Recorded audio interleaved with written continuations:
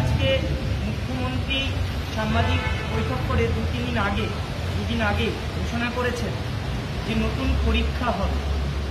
উনি দুটো পদ্ধতির কথা বলেছেন। প্রথমেই বলেছেন যে পরীক্ষা, দ্বিতীয়ত বলেছেন রিভিউ। আমরা তার বক্তব্যের সঙ্গে সহমত পোষণ করছি, কারণ একজন রাজ্যের মুখ্যমন্ত্রী তিনি জানেন যে কত বড় একটা দুর্নীতি হয়েছে, যার জন্য আজকে আমাদেরকে রাস্তায় বসে থাকতে হচ্ছে, ঘুমাতে হচ্ছে। ন্যায়ালয়ের দরজা বারবার খটখট করতে হচ্ছে শুধুমাত্র দুর্নীতির কারণে। কিন্তু আজকে তিনি বলছেন যে রিভিউটা 2 নম্বরে আর 1 নম্বরে পরীক্ষা। 1 নম্বরে রিভিউ হওয়া উচিত, তারপরে কিউরেটিভ হওয়া উচিত, তারপরে হওয়া উচিত বিভিন্ন রকম আরো কি কি পদক্ষেপ আছে, আইনি লড়াইয়ে আর কি কি আছে সেটা সরকারের অবশ্যই দেখা। আইনি লড়াইয়ে কিভাবে আবার পরীক্ষা না দিয়ে যোগ্য যারা তাদেরকে পুনর্বহাল করা যায় সেই ব্যবস্থাই কিন্তু সরকারকে করতে হবে। কোনোভাবেই 10 বছর পরে এসে সেই মেন্টাল স্টেবিলিটি থাকে না যে স্কুলের বাচ্চাদের পড়ানোর বিষয়বস্তু একরকম আর কম্পিটিটিভ পরীক্ষায় বসার বিষয়বস্তু আর একরকম। সেটা সবাই পারবে এমনটা নয়।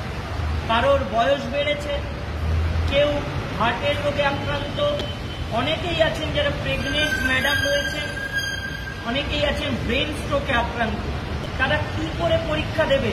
তাহলে যেদিন পরীক্ষার দিন ঘোষণা হবে সেদিন এনারা যদি প্রেজেন্ট না থাকতে পারেন তাদের চাকরির কি হবে?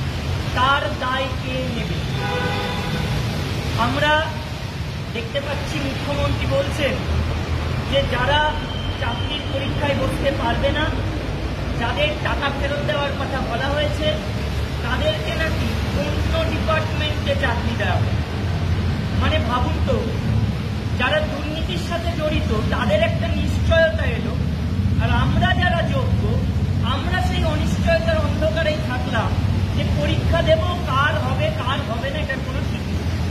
এমন এক রাজ্যে বাস করছি যেখানে টাকা দিয়ে চাকরি পাওয়াদের ক্ষেত্রে একটু বেশি সহৃদয় হয়ে যাচ্ছে, আর যারা যোগ্য মাত্র 240 টাকা দিয়ে ফর্ম ফিল আপ করেছিলাম বলে আজকে তাদেরকে রাস্তাতেই রেখে দেওয়া হচ্ছে, অনিশ্চয়তার অন্ধকারেই রেখে দেওয়া হচ্ছে।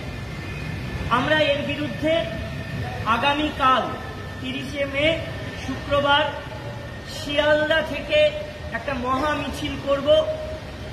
আমাদের দাবি থাকবে নবান্নে মুখ্যমন্ত্রীর সঙ্গে সাক্ষাৎ এবং পরীক্ষা বসা নয়, পরীক্ষা ছাড়া কিভাবে যোগ্য যারা দুর্নীতির সঙ্গে যারা আপোষ করেনি তাদের চাকরিতে পুনর্বহাল করা যায়, তার জন্য কি কি পদক্ষেপ মাননীয় মুখ্যমন্ত্রী নিচ্ছেন, কমিশন নেবে বা রাজ্য সরকার নেবে। আমরা কালকে যে মিছিল করব সেই মিছিল হবে অর্ধনগ্ন মিছিল।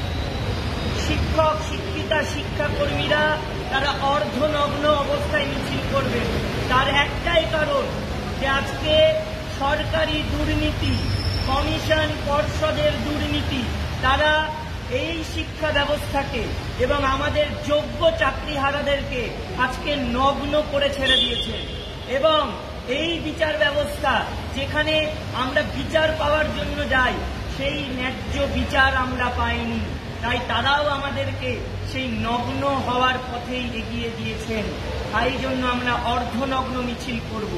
পরিস্থিতি যদি শোচনীয় হয়, ভবিষ্যতে যদি দেখি যে যোগ্য ও মেধার ভিত্তিতে চাকরি পাওয়া একজনও যদি বঞ্চিত হয় বা তারা যদি তাদের চাকরিতে সসম্মানে ফিরে যেতে না পারে, তাহলে আরো কঠোর পদক্ষেপ আমরা নিতে বাধ্য হব। আমরা কাল সকাল 11টার সময় শিয়ালদা স্টেশন থেকে মিছিল শুরু করব এবং সেটা নবান্ন অভিমুখেই হবে। নবান্নে মুখ্যমন্ত্রীর সঙ্গে আমরা সাক্ষাৎ করব।